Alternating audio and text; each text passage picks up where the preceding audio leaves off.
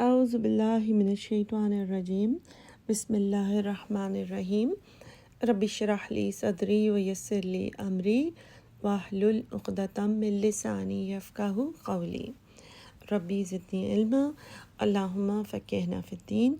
Today inshallah we will be studying ayat number 282 and 283 Surah alBaqarah. These are the ayat related to the etiquettes for loaning money, because recently we were studying about charity and sadaqah, and then that led to the topic of riba and interest and how that is haram, and that led to the topic of giving loans without using riba. And then now Allah subhanahu wa ta'ala is teaching us that the loan should be given with some terms. 282 is the longest ayat of the entire Quran. So Allah subhanahu wa ta'ala has explained to us, to teach us how to make sure that this experience of giving loan and borrowing money does not go bad. So people, even if they have money, they try to stay away from giving loan to anyone in the community, because it usually does not end up as a good experience. This is also mainly because most of us don't know this is part of the Quran. Allah has commanded us to write down the terms and it should be all clear. We don't understand the importance of how rewarding it is to give loans and help each other, because everyone doesn't want sadaqah, right? Everyone doesn't want charity. Many people, they just want to loan money for their immediate need. So inshallah, once we study this, we will learn how we should do things in terms of a contract related to loan. And 283 talks about what to do while we are traveling and need to borrow money. So in 282, I'll just give you a small gist before I go into the word to word, so you don't get completely lost. Things that are mentioned, for example, are that there should be a deadline for a loan, that it should be written down. The writing down person should be chosen by both parties. In the case that the people don't know how to write, keep in mind that money is also loaned and borrowed in villages, or most people don't know how to write down. Okay. And also Allah subhanahu wa ta'ala mentioned who should be the one to dictate the terms. There should be no fine prints. There should be no taking advantage of the situation. Any party should not be swayed to deceive the other one. And also there is a clause about witnesses. And then in the 283 there is talk about the person, if in case there is need for money in a travel, then what should be done and how it becomes a trust. You have to return it. And throughout these two ayat, you will see that Allah subhanahu wa ta'ala reminds us to fear Allah, to do it in a just way, to make sure that you are not doing any wrong to the other person. Okay. So let's start. Ya ayyuhallazina amanu, O people who believe. So this is how we are addressed, that people who believe. It shows that it is a condition of our iman that we follow this rule. Ida when tadayantum, dal ya noon is the root, which means exchange anything that is related to loan, or the transaction that is not completing immediately, the contract that is not completing immediately. Be dainin, any debt. A little bit about tadayantum bidainin, that any transaction that could be simple borrowing of money between two people. It could be the businesses dealing with the factory. Okay, you provide this material, then we'll give you money. Also taken into account that the loan would also be the mahar, the dowry of the wife that the husband has promised. So many of us unfortunately don't pay attention to this, as it is not considered loan in our brains. That is wrong. It is a loan on the husband the minute it is announced on the day of the wedding that this is going to be the mahar of the wife. For example, if the husband says that 10,000 will be her mahar and I'm giving 3,000, and he gives 3,000 on the same day, then 7,000 should not be ignored. It is immediately the property of the wife. And if the husband is not giving it, that means he has a loan on his shoulders that he has to pay. And if the wife asks for a deadline, he should not take offense of that, because this is her right, this is her money. Another thing about loan borrowing is, we've already discussed in the previous lesson, that asking for money without need is also highly disapproved, condemned in Islam. Like you should not ask, borrow money for fulfilling your wishes. If it is really needed, then borrow money. Okay. Secondly, Prophet sallallahu alaihi wasallam did not pray the salatul janaza of a deceased, of a person when he died, until the loan was cleared from him, whether it was paid off from his own money that he left behind, or whether the responsibility was taken by his children, or the person who was supposed to be paid, he forgives. So these are the three things that we have to keep in mind. According to the hadith of the Prophet, when one of you dies, then his loan should be paid first before carrying out what is written in his will. So nothing should be distributed out of that person's money before paying off the loans. And if he does not leave enough money, then again it becomes the responsibility of his children or whoever is willing to take it on their shoulders.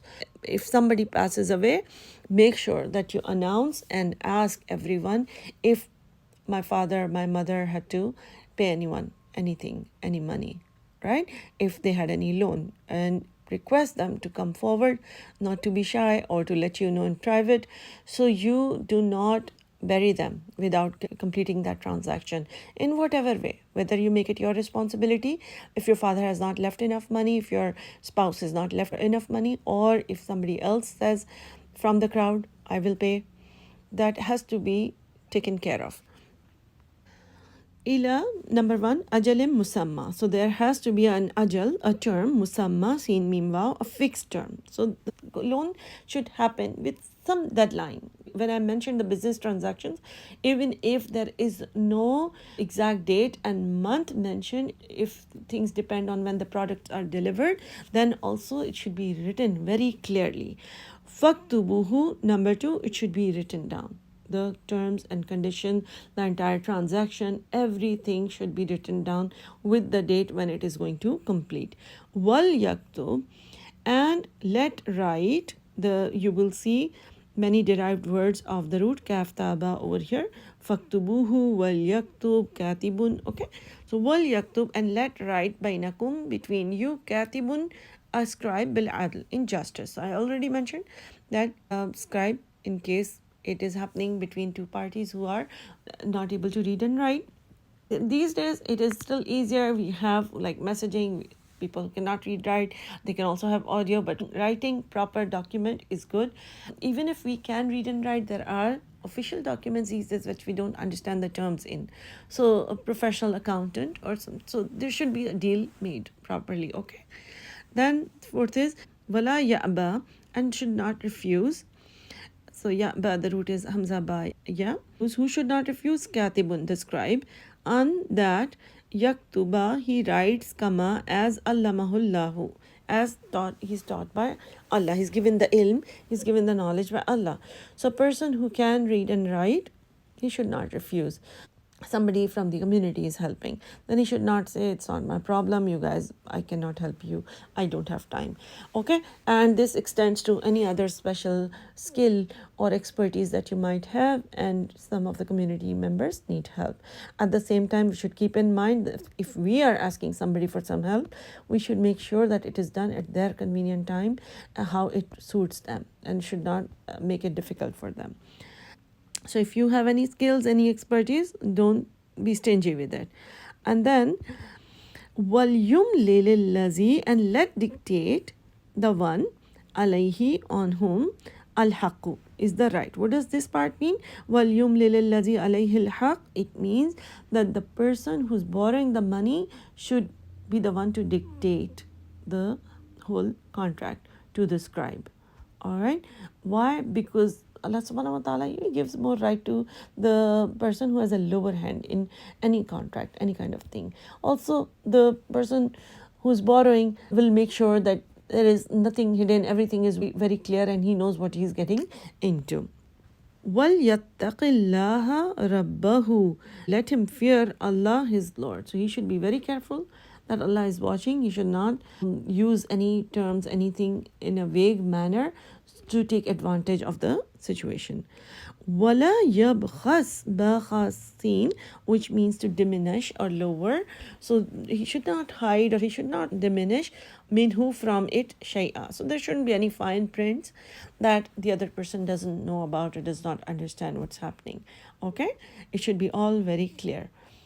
فَإِن, then if كَانَ الَّذِي is the one who alayhi on whom al-haqu is the right, meaning if the borrower, so Allah will mention three things about the borrower. If that is the case, then he should have a guardian to help him.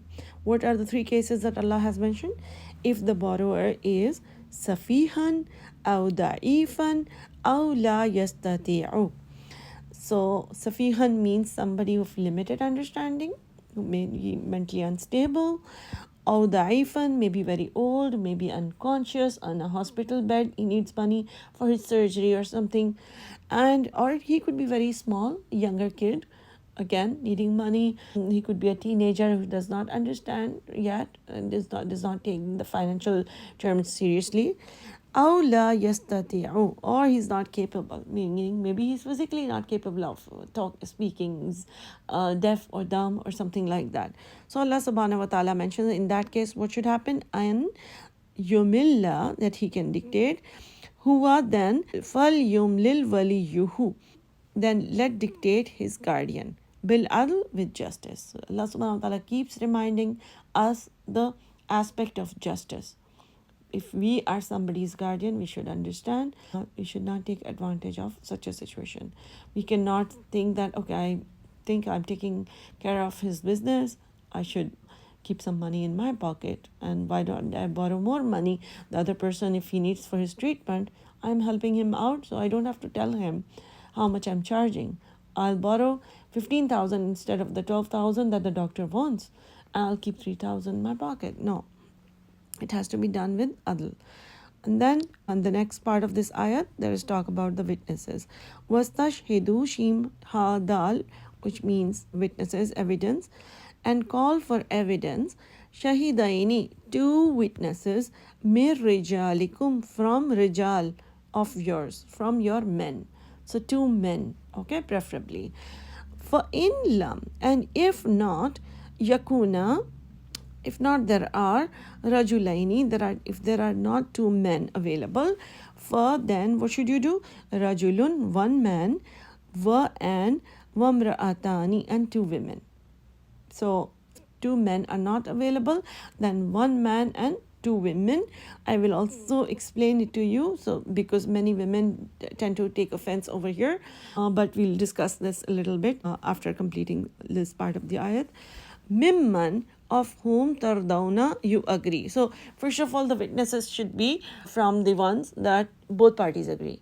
The person who's giving the money and the person who's borrowing the money, they both should be happy with the witnesses. It should not be that they are friends of only the person who's borrowing or the friends of somebody who's loaning the money.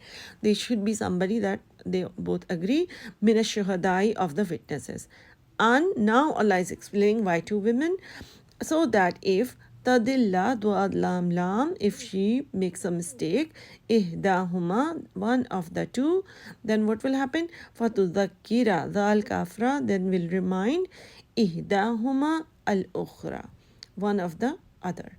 So out of the two, the other one will remind her if the first one makes a mistake. So little bit about two women, not one woman instead of one man. Basically, one thing that is said over here is that if one of them makes a mistake, the other can remind her. This is interpreted in two ways. Number one, some scholars say that it means that women, it could be forgetful because of whatever they go through physically, like in their lives, because of pregnancy or childbirth or taking care of family or hormones or anything, right? So if she forgets, then the other one can remind. That is also one of the reasons why two women. The other school of thought is that it does not mean forgetfulness. It actually means, the word is tadalla, which means that if she goes astray, it is dhalin, all right? So if she errs, if she makes a mistake, it could be that because she's overwhelmed of this whole business talk and these terms, and then she tends to forget, or she gets swayed by the emotions when she sees the loaner and the borrower are presenting their case to judges, and then she feels bad for one party, and she gets emotional, and she tends to slip, and she tends to say something in the favor of the wrong one, so the other one can remind. It could be anything. Generally, how this is explained is that if you look at it positively, it is also for the ease of the women, right? Because as I already mentioned, women go through so much, and it takes a toll on their health. Besides her monthly cycle, also she goes through the pregnancy, she goes through childbirth, she's also breastfeeding the baby, and then she also has to take care of the other children, other family members. She has to do so much at home already. She will not be available so much for something like witness somewhere, and also if there are any issues with the contract later on, to be witness in the court at some very specific time. So 2 is a safe number. At least if one is not available, then the other one can go. Another reason, which again some of you might not like to hear, but in an ideal Islamic background, in an ideal Islamic family, woman is not supposed to interact so much with the men. And I'm not saying that she's not allowed to work or she's not allowed to do any business, but generally, how the earning for the household is supposed to be the responsibility of the man. So that is why she does not need to go out of the house that much. And she's supposed to be, it is recommended, it is highly encouraged that she stays indoors. So because of that, she would not be exposed to gatherings of men or to the court hearings so much, and the situation might be overwhelming for her to travel so much or to go there and to be in such a gathering. So if there are 2, it gives them moral support. If there are 2, she will not feel that she's the only one over here. And wallahu alam, Allah knows the best. We're supposed to keep in mind that we have to understand this and take it positively, because this is a command from Allah subhanahu wa ta'ala. There could be reasons that we understand, and there might be more reasons that we don't even understand yet. Okay, so let's move on.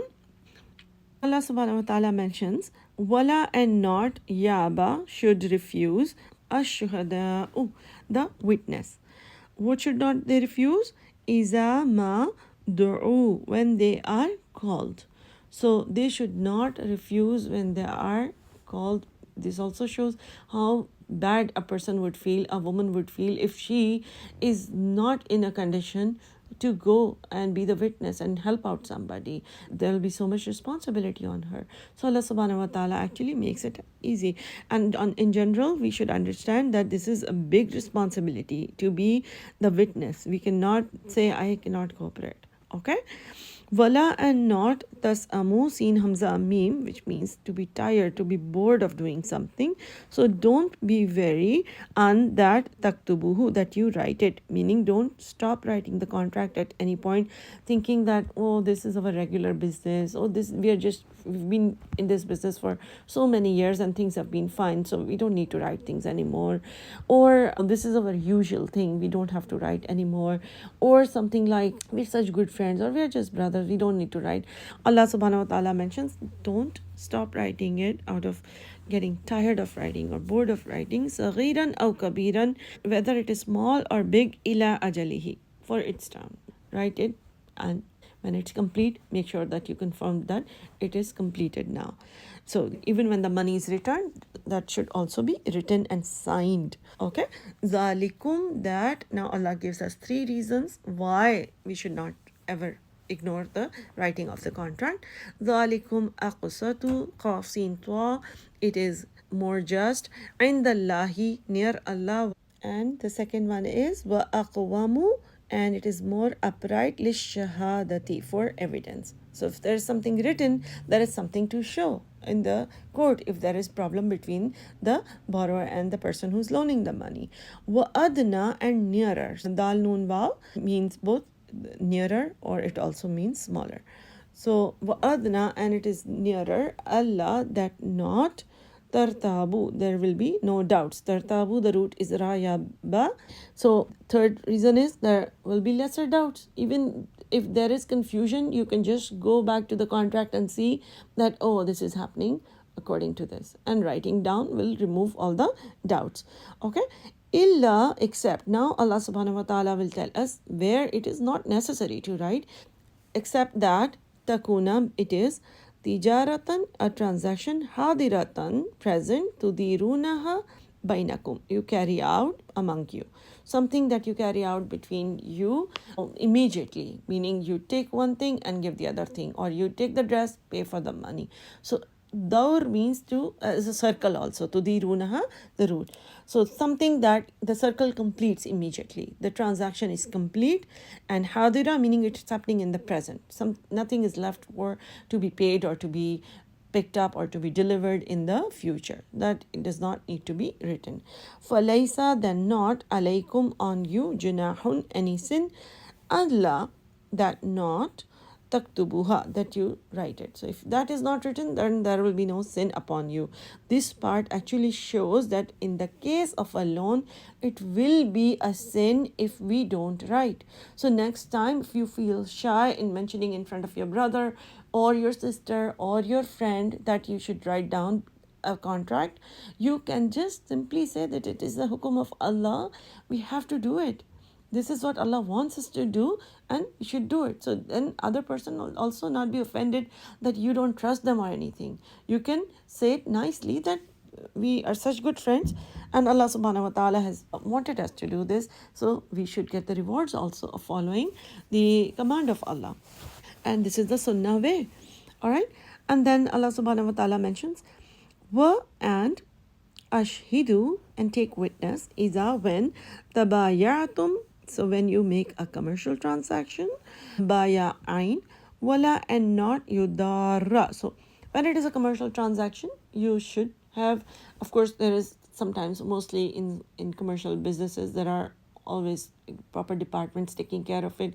Even if it is a small business, if you order a cake from somebody, they say, okay, you have to pay right now and then I will deliver next week, because that's how I will get the material for it, or I want to make sure that you will pick it only when you pay.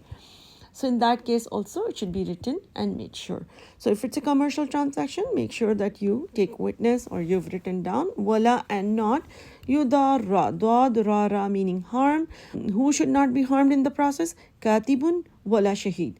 Don't harm the scribe or the witness. How do you harm? You can give them threats that if you don't do this in the court, I am going to kidnap your children, or I'm going to do this to you. Or harming also means not to inconvenience them, not to keep this gathering. If possible, don't keep it during the office hours of the person, so he does not have to take the day off from his job. He does not lose his job because of you. Okay, so make it convenient for him. What is the time that suits them? Wa in, and if, taf'alu. What is taf'alu mean? If you do. What do you do? If you harm them, then what are you doing? فَإِنَّهُ, then indeed it, fusukun bikum, then it is a sinful conduct on you. Fasin qaf means to break the boundary, to be sinful. وَاتَّقُوا, and fear Allah. It's very beautiful that Allah subhanahu wa ta'ala, at the times when we'll have that desire of to take advantage of any situation, to deceive, to justify any kind of deception, Allah subhanahu wa ta'ala reminds us to fear Allah. وَيُعَلِّمُكُمُ اللَّهُ, and teaches you Allah. So Allah subhanahu wa ta'ala teaches you how to do things, and we should be thankful for that. Wallahu bikulli shay'in alim, and Allah of everything, He is alim, He is all knowing. So that was ayat number 282. Now we will do ayat number 283. And wa in kuntum, and if you are ala safarin, on a journey, walam, and not, tajidu, waw jim dal is the root, if you don't find, katiban, a scribe, then what should you do?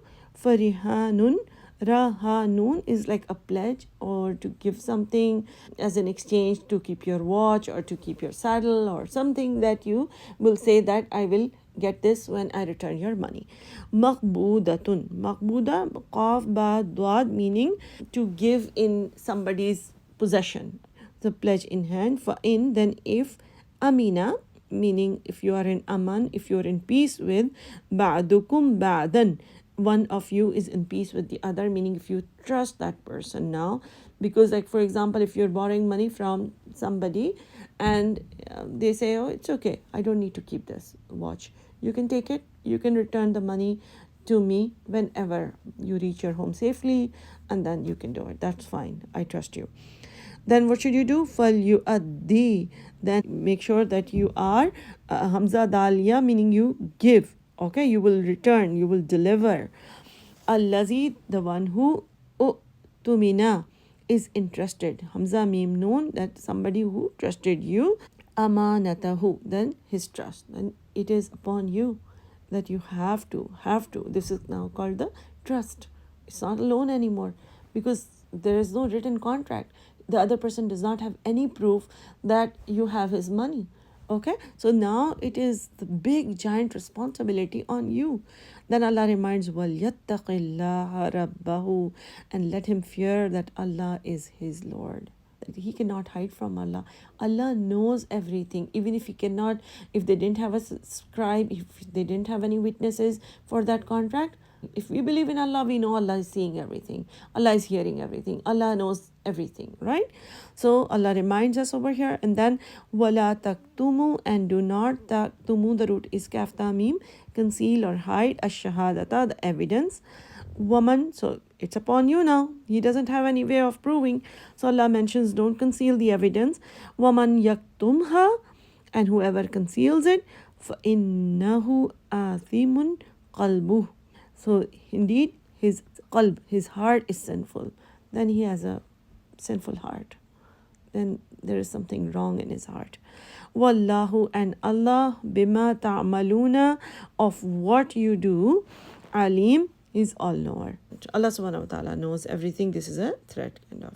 Over here you can see the taktamu, meaning don't hide the evidence, because he was the evidence. The person who takes the money is the only evidence, only the giver and the taker, they are the only ones, right? So if the person asks for his money, for example, and says, okay, please return the loan that you took from me, and this person who borrowed, he says, I don't know what you're talking about. That is what it means over here. Taktumu, do not hide evidence. And this, because it is also called a trust now, because there is no evidence of the loan, then because the other person trusted him. So this is the biggest, one of the biggest sins, kabira guna. And there is a hadith of the Prophet ﷺ that the one who takes people's loan from somebody intending to pay it back, Allah will pay it back for him, because it's the intention that matters. And the one who takes the money, the loan, intending to not return or to destroy it, meaning just, forget about it, then Allah will destroy him, the person. So this is really serious, and as much as we are encouraged to help each other with the system to loan without riba, it is very important that we follow these instructions that are given to us by Allah subhanahu wa ta'ala, and we understand that we are going to be responsible to the extent that our salatul janaza is also, Prophet did not like to pray for the person whose loan was not returned. So make sure this is taken as seriously as Allah subhanahu wa ta'ala has given us. Subhanakallahumma bihamdika nashhadu an la ilaha illa anta nastaghfiruka wa natubu ilayk.